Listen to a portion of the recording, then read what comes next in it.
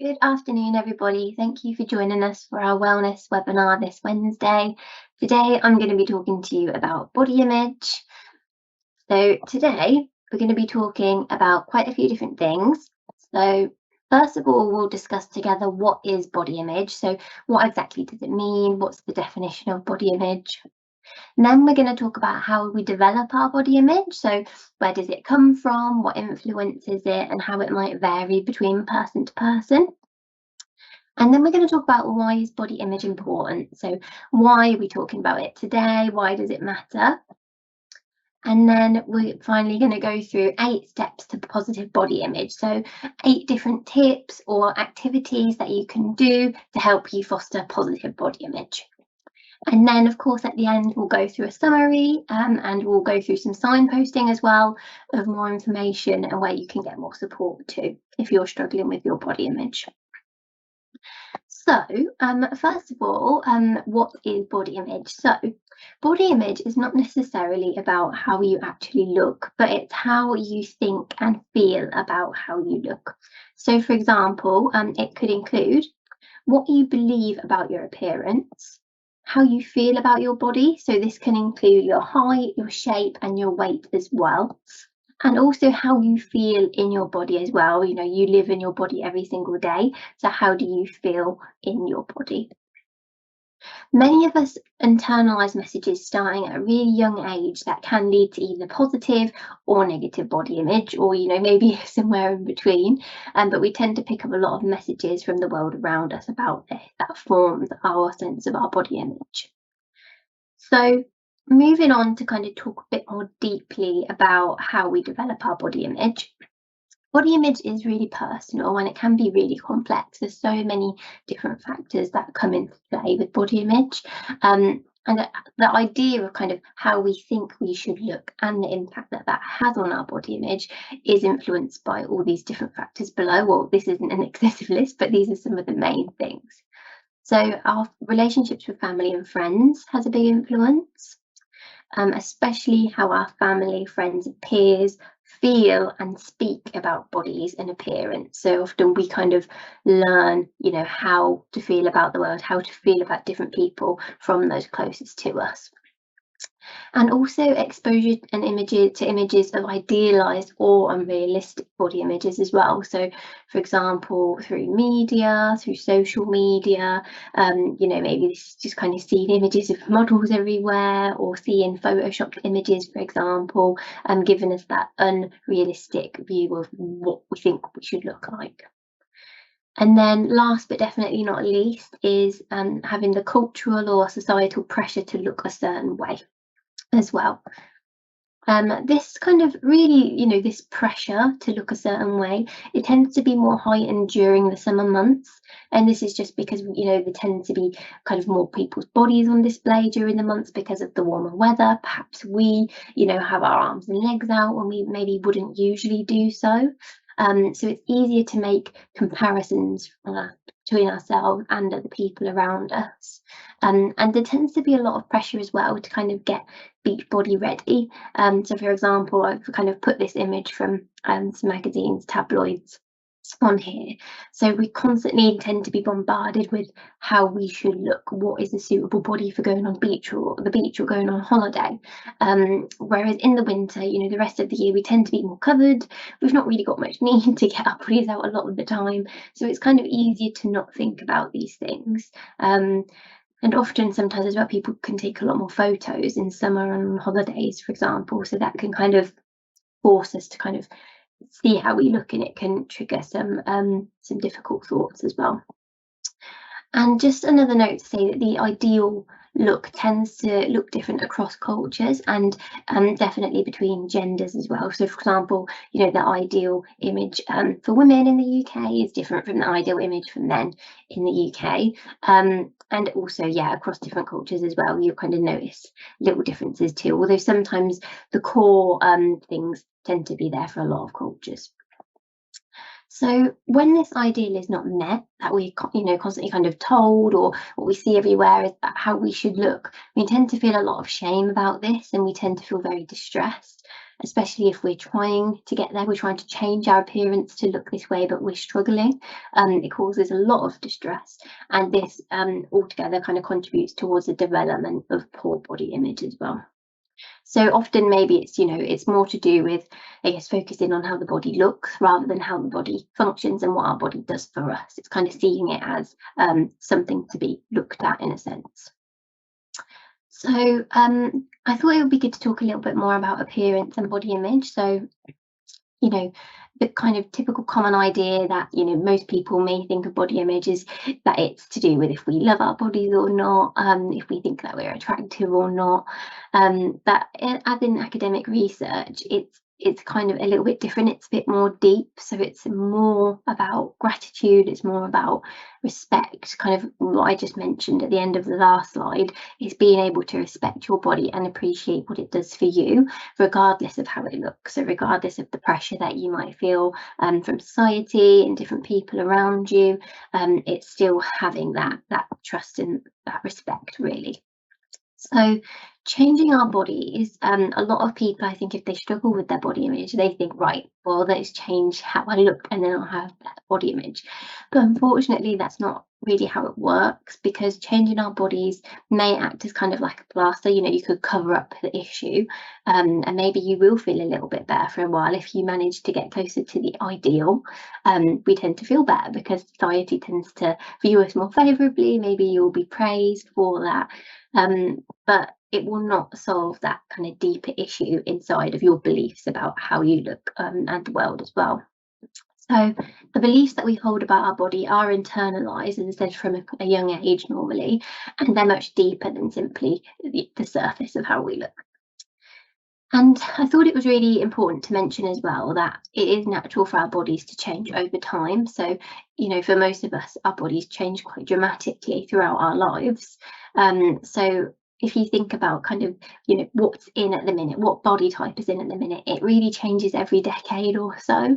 So even if, you generally meet the ideal image of attractiveness in our society, your body's still going to change, and what's popular is still going to change. So we can never kind of manage to be, what society wants us to be all the time. So we are going to feel differently about our body. We're going to have these challenges of maybe not quite fitting into that standard. So it's really, really important that we develop a healthy, positive body image and an appreciation for our body and what it does for us. So we're kind of resilient to those changes. So this next slide, I thought it would just be really interesting and kind of a fun example, really, of how we receive a lot of subliminal messages throughout our lives about different body types and how we should look. So I've used Disney as the example. These are just some examples. I'm sure, there's some that don't quite meet this. And also, you can probably come up with some other examples of these as well. On the image on the screen at the minute, you can see some Disney heroes and some Disney princesses, and I just kind of selected a random few.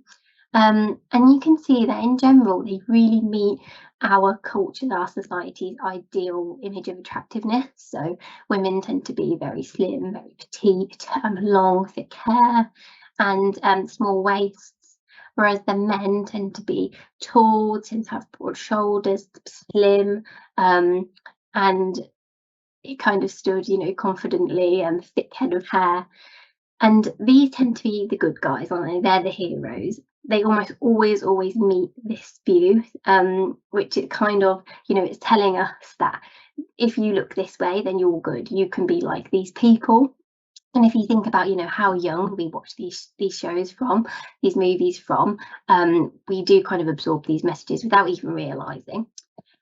And then I've popped on a few other images of some Disney villains, or maybe bad guys, and you can see on here that they look quite different. So typically within Disney, they tend to be in larger bodies. The bad guys, they tend to be have pointier features, so maybe a hook nose or a pointed nose. They also tend to have short hair rather than long, more often than not. Features such as moles, for example, kind of like a pointed long chin, a thinner, longer face, are quite common.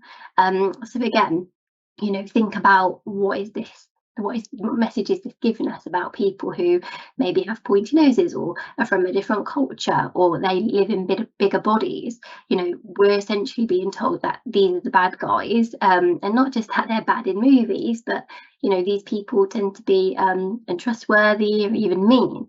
And it's quite a contrast when you look at them side by side.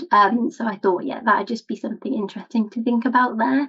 It's hard to be aware of all these messages that we're receiving all the time. But yeah, it's always good to just kind of think about, what ideas, what perceptions do we have about different people, and where they might have come from as well. So moving on after this one then, next we've got why is body image so important? So why are we talking about it today? Why are we doing this webinar? So poor body image is associated with low aspirations, with low achievements, with low self-esteem overall, and with disordered eating behaviours as well, and with elective cosmetic surgery use also. People with negative body image have a greater likelihood of developing eating disorders. They're also more likely to suffer with depression, feeling isolated, and being obsessed with weight loss as well. So again, trying to change that outer appearance to feel better on the inside, which unfortunately doesn't usually work. And currently over 1.6 million people in the UK are affected by eating disorders, and it's just becoming more and more common, as is poor body image in general as well. So in contrast to that, positive body image is associated with making healthy choices, with eating a balanced diet, with regularly exercising, and with treating your body with respect as well. So I guess in general, the message here is that when we respect our bodies, when we appreciate our bodies, we do treat ourselves better. We make more healthy decisions. We have more healthy choices, and we care for ourselves. Which is why often shaming people for how they look, it never helps because it doesn't result in a change of those behaviours necessarily. So. And also, last but not least, on here we've got being self-protective. So people with positive body image, they tend to be more careful about the media, the images that they're consuming, that are kind of promoting this idealized view of beauty as well. That's really, really important. And I've also popped in here just some information about body image in the UK and some stats as well. So, as I mentioned in the last slide, body image struggles are becoming more and more common, with recent research and government surveys finding the below. So, in 2021, it was reported that 61% of adults and 66% of children in the UK reported feeling negative or very negative about their body image most of the time. So, even more children than adults, actually, which I was quite shocked by. And then it also found that 19% of school-age girls won't try out for a team or try out for a club because they're worried about the way they look, with girls starting to worry about their weight from as young as 6 years old. And last but not least, we've got 10% of secondary school boys have said they've skipped a meal to change how they look, and 10% would consider taking steroids to achieve their goals. So it's becoming much more of a thing, I think, especially with social media, and we may typically tend to think of it as a woman's issue, but men are definitely being affected more often now as well. So promoting positive body image in young people is so important, because poor body image, it's not just about feeling bad about yourself, but it is a barrier to them being happy. It's a barrier to them doing the things that they want in life and achieving what they want, and fulfilling their ambitions in life. So it is a really, really big issue, and it's definitely not just about how we look. So next we'll go on to think about 8 steps to positive body image. So what can we actually do to help foster more positive body image in ourselves, or maybe for somebody that we're worried about? So number 1 is appreciate what your body does for you. So even if our body doesn't look how we want it to look, each day our body allows us to do so many things. So for example, this could be enjoying yummy food, it could be it lets us hug our loved ones, or it could be it just takes us to the places that we need to go. So try and make a list, sit down, take time to make a list of all the things that you're grateful to your body for, all the things that it enables you to do. And again, this just helps to think about what is your body capable of? What are all these things it does, its function, rather than just thinking about how does it look on the outside. Number 2 is remember that you and your body are on the same side. So sometimes it can feel like we're fighting against our bodies. I think this is especially the case if we are trying to change how we look, or for example, with weight loss, a lot of us may sometimes feel like, why won't it change? Why won't it let me lose weight, for example, or why won't it let me gain weight for some of us as well? And at times it can feel like you're enemies and that you're working against each other. But remember that your body's number one priority is to make sure that you're alive and well. Every day, your body does so many things. It's fighting off, bacteria, of illnesses. It's doing so much to keep you healthy and alive. So just try and remember that sometimes as well, that you are actually on the same side. Number 3 is think about what you love about your loved ones. So what is it that you admire about them? What is it that you love about them the most? Try and think, if they changed how they looked, would you feel differently about them? Would you love them any less? So often we think that if we change how we look, then people would love us more, or they would love us less, or like us more, or like us less. But typically it tends to really not be true, certainly not for the people that matter most in our lives. So just reminding yourself, if they changed, how would you feel? And what is it that really matters? What is it that makes the biggest difference about how you feel about people? And just remind yourselves that although we're constantly being told we have to look this way, like we'll be successful and we'll be happy and we'll be loved if we look this way, it's not true. It's just the messages that we're being told. So number 4 is do something nice for yourself. So this could be anything that you can think of. So it could be booking a dentist appointment after you've put it off for months and months. It could be moisturising your skin after you've had a shower if you've got dry skin and maybe normally you don't take the time to do that. It could be taking a bath, taking a shower. Or it could be something like making yourself a proper meal that you'll enjoy and is nutritious, rather than just grabbing a sandwich when you get home after work. So any things like that. And this is just to show yourself that you're worth taking time for, you're worth caring about, even if it's just you. And that it's really important to do these small things for yourself, to just remind you of that as well. So next is number 5. So question yourself when you judge others. So often when we judge others, we are just projecting our own insecurities onto them. And when it tends to be about image as well, it's often things that we've picked up from our families or from those around us, and the comments that they've made out loud to you that you'll kind of have in your head. For example, it could be something like, oh, she shouldn't be wearing that. So try and think, when you do that, why is that happening? Are you doing that to try and make yourself feel better? Are you just repeating that because that's what you've heard people around you do? Because the problem is that when we always judge others, it leads us to feel more self-conscious because we think, well, other people must be judging me too. So it's a bit of a vicious cycle. So just try and question that when you get those thoughts creeping in. How is this serving me? Why am I having these thoughts? And just try and kind of counteract them and try and think about them logically. Number 6 is have a social media clear out. So social media can be one of the biggest factors contributing towards body dissatisfaction these days. So it's so important, and the amount of time that we all spend on social media as well, it is a lot of our lives, and we're just absorbing all of these images all of the time. So take 10 minutes to filter through your social media and unfollow or mute anyone that makes you feel bad about yourself. So even if you enjoy their content, even if you really like them as a person, if they're making you feel bad about your body, about how you look, or just about your life in general, they're making you feel jealous, then it's not worth it. And it's your responsibility to keep your social media a safe place for you.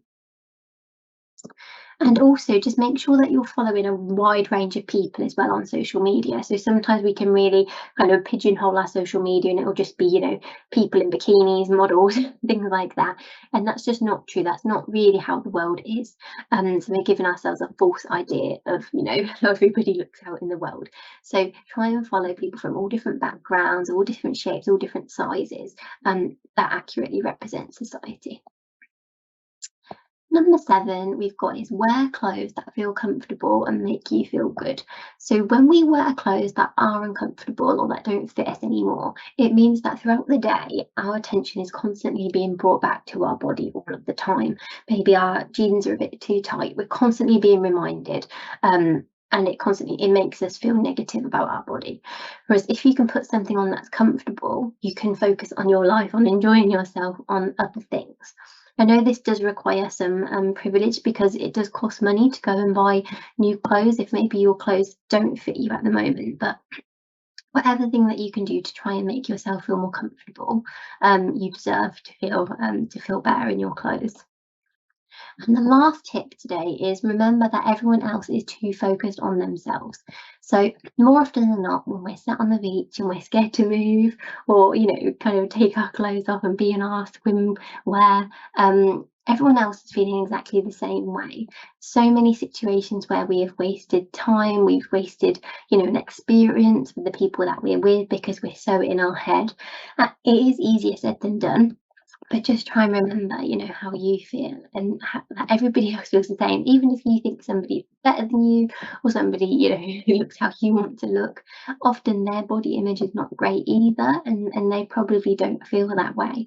And actually, that could be the case for you too. Maybe somebody looking at you and thinking you look really nice compared to them. So yeah, just try and remind yourself and just think about what we could do with all of that time and the energy and the money that we usually spend obsessing over changing our bodies, and instead try and do some of that inner work to improve your body image instead. So that's it from me today. So just to summarise, having positive body image can be a challenge in our society, especially if we feel that we look different to what is being portrayed as the ideal look. But there are things that we can do, and if we keep doing things regularly and these tips regularly to build gratitude, then it can help us to feel better in our body. But remember, it can take time to change your body image because we've been absorbing these different messages our whole lives. We've been taking these things in, we've been telling ourselves things about our body. So it really does take time, but it's so worth the effort and the time that it takes. Improving our body image isn't as simple as just changing how we look. So it's important to remember that if you're kind of, you know, obsessing trying to change a certain aspect of how you look to feel better, that often so many people say that hasn't necessarily worked for them. Of course, it's totally up to you what you want to do with your body, but just bear that in mind. And if you can also do some of that inner work as well to try and make you feel better about your body, then that would be great. And also really important is just to remember that by improving our own body image, we are also acting as a positive role model to the younger generation. So you're stopping that cycle of passing down the negative comments, the negative body image to the next generation, whether that's your kids or other people that you know. So it's so important because it won't just affect you, it will affect all the people around you as well.